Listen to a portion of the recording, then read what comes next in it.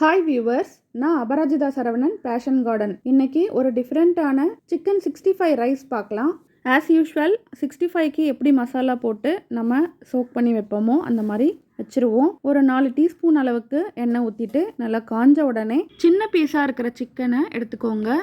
நல்லா சிம்மில் வச்சு மூடி வச்சு வேக வச்சிடலாம். 4 to 5 மினிட்ஸில் வெந்துடும். டீப் ஃப்ரை பண்ணாமல் இந்த மாதிரி வேக வைக்கிறப்ப நல்லாவே இருக்கும். இன்னொரு பேனில் ஒரு குழிக்கரண்டி அளவுக்கு எண்ணெய் ஊற்றிட்டு ஹீட் ஆனதும் நல்லா சாப் பண்ண ஜிஞ்சர் கார்லிக் சேர்த்துக்கலாம். அடுத்து வெங்காயம், வெஜிடபிள்ஸ் இது எல்லாமே ஒன்றாவே சேர்த்துக்கலாம்.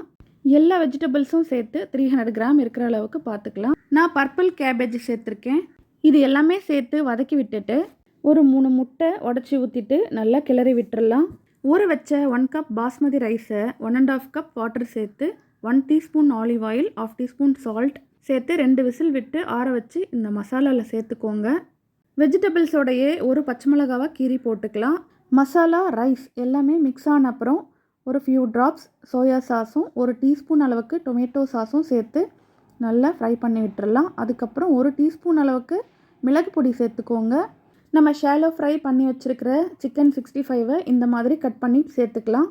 இந்த மாதிரி செஞ்சு பாருங்கள், நல்லா ஜூஸியாக ரொம்ப சூப்பராக இருக்கும் ஃப்ரைட் ரைஸ். இதே போல் காலிஃப்ளவர் 65 மசாலா போட்டும் பண்ணலாம், ரொம்பவே நல்லாயிருக்கும். அதுவும் நிறைய வெஜிடபிள் சேர்க்குறப்ப சிக்கனால் வர்ற பிரச்சனையும் இருக்காது. கேரட், பீன்ஸ், கேபேஜ், கேப்சிகம் இது எல்லாமே இருக்குது இதில். இது 2 பேர் சாப்பிட்ற அளவுக்கு சொல்லியிருக்கேன். லஞ்ச் பாக்ஸாக நம்ம குழந்தைங்களுக்கும் கட்டி கொடுக்கலாம். ஷுவராக ட்ரை பண்ணுங்கள், கமெண்ட்டில் சொல்லுங்கள் எப்படி இருக்குன்னு. நிறைய லஞ்ச் பாக்ஸ் ரெசிபீஸ் நம்ம சேனலில் இருக்குது. டிஸ்கிரிப்ஷனில் பிளேலிஸ்ட் லிங்க் கொடுக்குறேன், செக் பண்ணுங்கள்.